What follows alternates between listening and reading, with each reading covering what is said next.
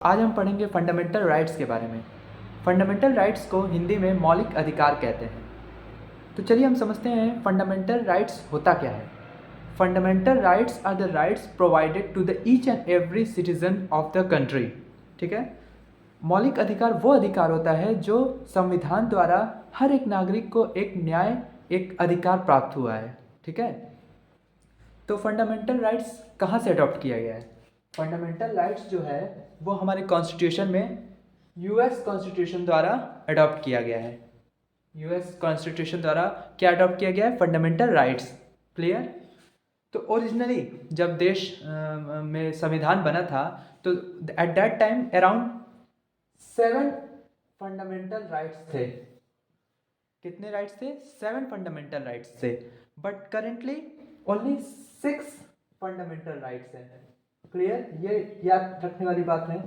शुरुआत में 1950 में जब बना था तो 7 फंडामेंटल राइट्स थे, लेकिन उसके बाद मॉडिफिकेशन के बाद 6 फंडामेंटल राइट्स हैं।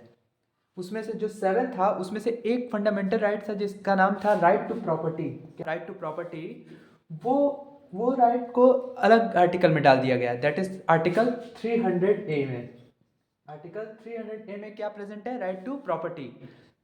पहले क्या था? फंडामेंटल राइट्स में आता था, लेकिन अब उसको अलग कर दिया गया फंडामेंटल राइट्स से।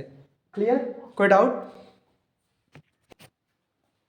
फंडामेंटल राइट्स आर्टिकल 12 टू 35 में मेंशन्ड है। कॉन्स्टिट्यूशन के आर्टिकल 12 टू 35 क्या रिप्रेजेंट करता है? फंडामेंटल राइट्स के बारे में। ठीक, तो चलिए हम 12 टू 35 को एक एक करके समझते हैं। क्लियर? आर्टिकल 12, जो आर्टिकल 12 है फंडामेंटल राइट्स का सबसे पहला जो आर्टिकल है 12, एक्चुअली ये डिफाइन करता है स्टेट को। Clear? Article 12 defines the state.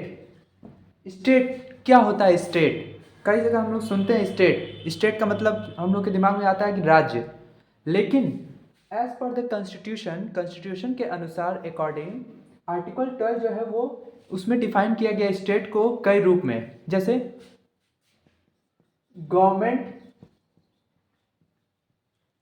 And parliament. Union government और parliament can be called as state. मतलब गवर्नमेंट, जो भी गवर्नमेंट है, यूनियन गवर्नमेंट है या पार्लियामेंट है, उसको हम लोग क्या कह सकते हैं? स्टेट। दूसरा, स्टेट गवर्नमेंट को भी हम लोग क्या कह सकते हैं? स्टेट।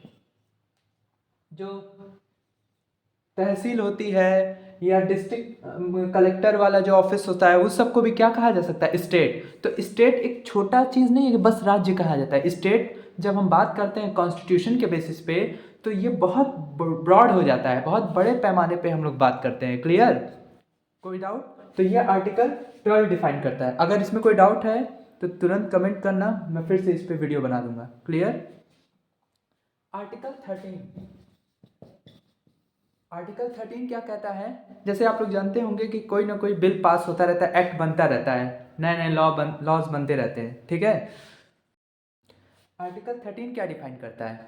आर्टिकल 13 सुप्रीम कोर्ट और हाई कोर्ट को अधिकार दे रखा है कि अगर कोई ऐसा लॉ पास हो गया, कोई ऐसा बिल या कोई ऐसा एक्ट आ गया जो कि कॉन्स्टिट्यूशन को या फंडामेंटल राइट्स को प्रभावित कर रहा है, इम्पैक्ट कर रहा है निगेटिवली, तो सुप्रीम कोर्ट को आर्टिकल 32 के अकॉर्डिंग और हाई कोर्ट 226 आर्टिकल के अकॉर्डिंग उस लॉ को अनकॉन्स्टिट्यूशनल करार कर सकता है, अनकॉन्स्टिट्यूशन कह सकता है, इनवैलिड घोषित कर सकता है। क्लियर? फिर सब समझा दे रहा हूँ। आर्टिकल 12 डिफाइन करता है स्टेट क्या होता है। ठीक, कोई भी central government, state government, district magistrate, district collector office, कोई भी चीज़ स्टेट की तरह काम कर सकती है। ठीक। आर्टिकल 13 क्या बताता है?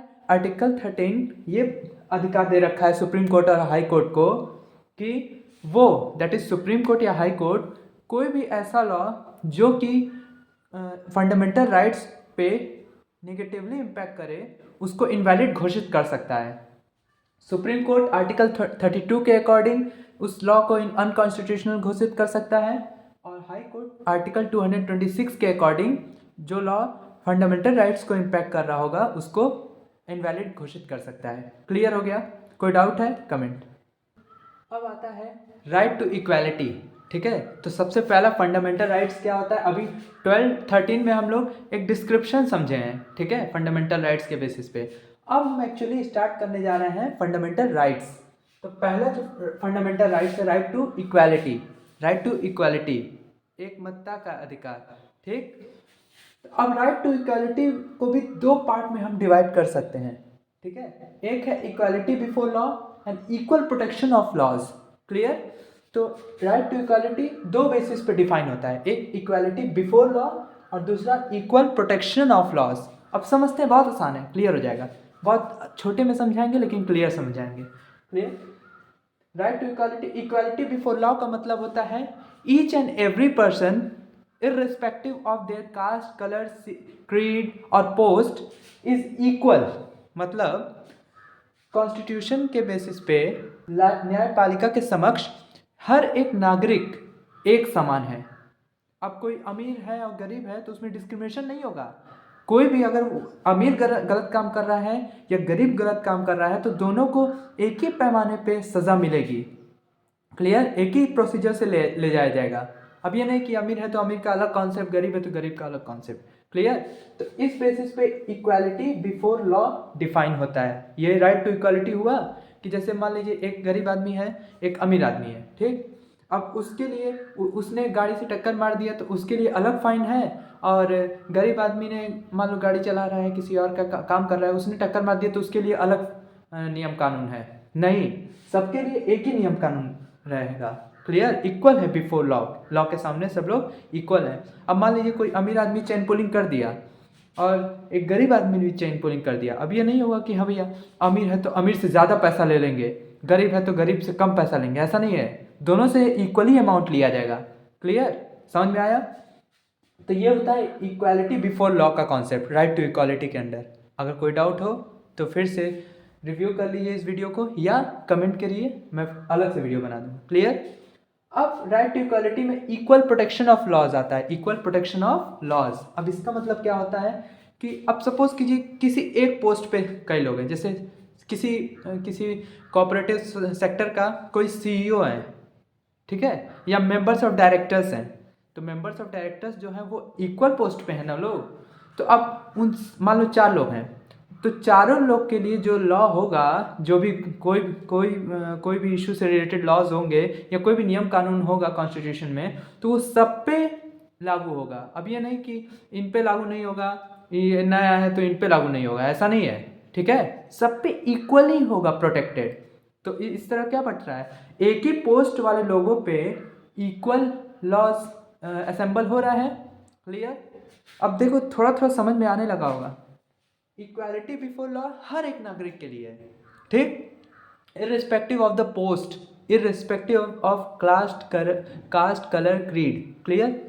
बट जो इक्वल प्रोटेक्शन ऑफ लॉज है वो पर्टिकुलर पोस्ट पे एक तरह से डिफाइन करता है। जैसे हॉल्स में नहीं होता है कि हाँ डायमंड वाला होता है, वो क्या क्या वगैरह वगैरह, बालकनी, तो हर जगह का प्राइस अलग है। बालकनी वाले का सबका एक ही जैसा प्राइस होगा, नीचे जो बैठा है उसका थोड़ा सा सस्ता होगा, मान लीजिए 150 रुपये, तो ये 150 सब लोग देंगे। अब इस लेयर पे जो बैठे हैं वो 250 रुपये देंगे, तो सब लोग 250 रुपये दे रहे हैं ना, यही होता है। तो यही डिफाइन करता है equal protection of laws, clear, concept समझ में आया। अब दोनों में कोई कंफ्यूजन हो, कोई छोटा सा डाउट हो तो प्लीज़ कमेंट करना। और राइट टू इक्वालिटी में भी ये भी देखा जाता है कि सबको एक समान देखा जाए।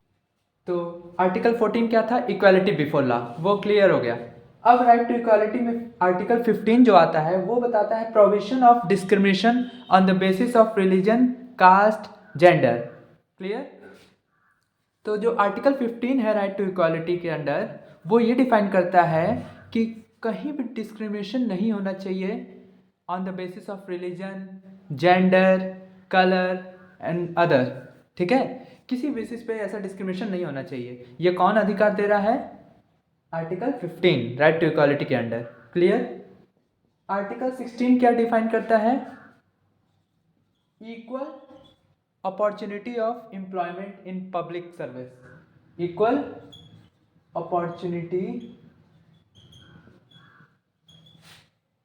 इन पब्लिक सर्विस, या एम्प्लॉयमेंट, ठीक है। तो हर एक नागरिक को काम करने का अधिकार है, कोई भी नागरिक कोई भी जॉब पा सकता है, क्लियर। किसी में डिस्क्रिमिनेशन नहीं होना चाहिए कि हाँ भैया ये छोटी जाति से बिलोंग करता है, ये बड़ी जाति से बिलोंग करता है तो इसको जॉब नहीं मिलेगी, या छोटी जाति से बिलोंग करता है तो इसको जॉब नहीं मिलेगी, वगैरह वगैरह, क्लियर। सब इंसानी है ना, तो ये कॉन्स्टिट्यूशन का मुझे तो सबसे बेस्ट लगता है कि हाँ इसमें डिस्क्रिमिनेशन नहीं होना चाहिए, क्या छोटी जाति बड़ी जाति, क्लियर। सब इंसान है, सबके अंदर खून बह रहा है, क्लियर। तो सबको अधिकार मिलना ही चाहिए, कोई डाउट। तो ये है equal opportunities in public service and employments, clear, कोई डाउट। आर्टिकल 16 क्लियर हो गया, 14 क्लियर हो, 15, 16, 17। Abolition of untouchability, abolition of untouchability. Article 17 बहुत क्वेश्चन पूछे जाते हैं।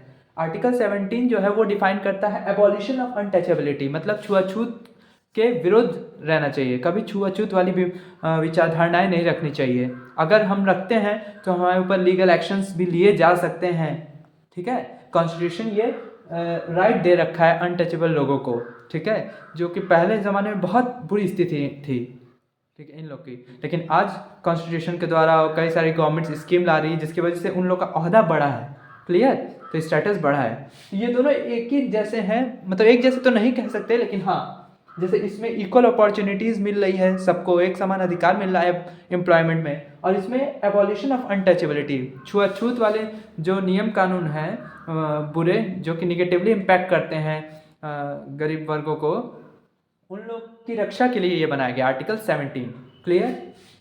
आर्टिकल 18 जो रहता है वो abolition of title, abolition of titles, clear. अब मान लीजिए सपोज कीजिए किसी को भारत रत्न मिल गया, क्लियर, अब या पद्म भूषण मिल गया, ठीक है। तो अब हम उसको कहीं कोई फॉर्म फिलअप कर रहे हैं तो उसमें ये नहीं लिखेंगे पद्मश्री अभ्युदय श्रीवास्तव, ऐसे, क्लियर, ऐसे नहीं लिखा जाता है, नॉर्मल ही लिखेंगे, जैसे अभ्युदय श्रीवास्तव, क्लियर, राम श्याम, ये नहीं कि क्या नाम है, भारत रत्न राम, क्लियर, कोई डाउट। तो हमेशा ये जो टाइटल्स जो कहा गया है ना, वो टाइटल्स बाद वाली नहीं है, ये टाइटल्स जो प्रीफिक्स होती है, जैसे भारत रत्न, पद्म भूषण, पद्मश्री, ये सब, क्लियर, ये सब नहीं लिखा जाता है, कभी भी कोई फॉर्म फिलअप किया जाता है तो ये मेंशन नहीं होना चाहिए, ये आर्टिकल 18 बोलता है, क्लियर। तो ये 14, 15, 16, 17, 18 ये राइट टू इक्वालिटी के अंडर आता है, ठीक। जो पहला राइट है राइट टू इक्वालिटी, उसके अंडर ये 14, 15, 16, 17, 18। एक क्विक रिव्यू ले लेते हैं। आर्टिकल 14 इक्वालिटी बिफोर लॉ कहता है सब लोग एक समान है न्याय के सामने, क्लियर। आर्टिकल 15 डिस्क्रिमिनेशन नहीं होना चाहिए रिलीजन, कास्ट, जेंडर एक्सेट्रा के सामने, कि अब ये जेंडर दूसरा है तो उसको ये अधिकार नहीं मिलेगा, ये सब प्रोहिबिट करता है कौन, कॉन्स्टिट्यूशन, आर्टिकल 15, क्लियर। 16 क्या कहता है, equal opportunities in public service, कोई भी एम्प्लॉयमेंट्स हो रहा है उसमें हर एक वर्ग को, हर एक इंसान को इक्वली क्या कहते हैं अधिकार है वो जॉब प्राप्त करने का, clear. Article 17 abolition of untouchability, छुआछूत वाली भावनाएं नहीं रखनी चाहिए और उन लोग को अधिकार देता है article 17, clear. Article 18 abolition of titles, कोई भी अगर हम लोग को कोई टाइटल मिला है, उपाधि मिली है, उस उपाधि का उपयोग हम हमेशा कोई भी फॉर्म फिलअप करते समय नहीं करेंगे, क्लियर। तो ये रहा राइट टू इक्वालिटी का कॉन्सेप्ट, कोई डाउट कमेंट।